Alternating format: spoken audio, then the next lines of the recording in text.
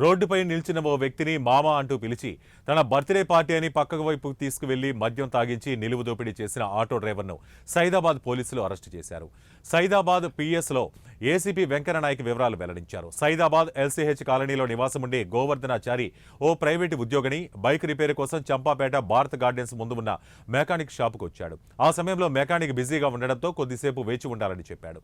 ఆ సమయంలో ఓ గుర్తు తెలియని యువకుడు మామ అంటూ అతడి దగ్గరకు వచ్చాడు. దాంతో అతన్ని చుట్టాలబ్బాయిగా భావించాడు. తన బర్త్డే ఉందని పార్టీ ఇస్తానని చెప్పి అతన్ని బైక్పై కూర్చోబెట్టుకుని మద్యం సేవించారు.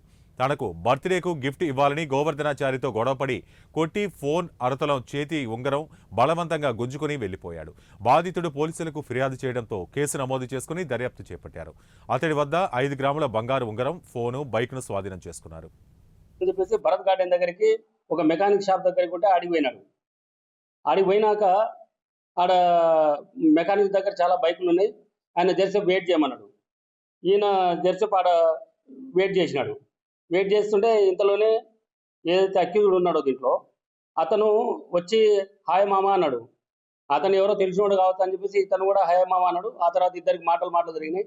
తర్వాత ఈరోజు నా బర్త్డే ఉంది, మనం పోయి మందు తాగుదా అని చెప్పేసి ఆ చంపపేట ఏరియాలోకి మందు తాగుదాన్ని తీసుకొని పోయినాడు. ఒక వైన్ షాప్ దగ్గరికి పోయినాక మందు తాపించినాక ఆయన ఫుల్ అవుట్ అయినాక ఆయన దగ్గర నుంచి ఒక సెల్ ఫోను, ఒక ఆఫ్తుల గోల్డ్ తీసుకొని వెళ్ళిపోతే అది ఈయన మళ్ళీ ఆయన కొట్టి వచ్చేసి రోడ్డు మీద పడేసి వెళ్ళిపోయినాడు.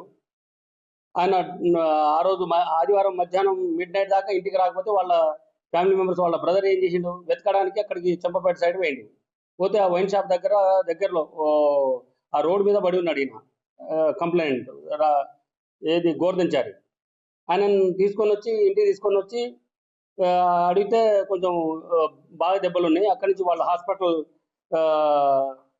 సిసి షరఫ్ హాస్పిటల్ అని కాచిగూడలో ఉంది, ఆ ఏరియా హాస్పిటల్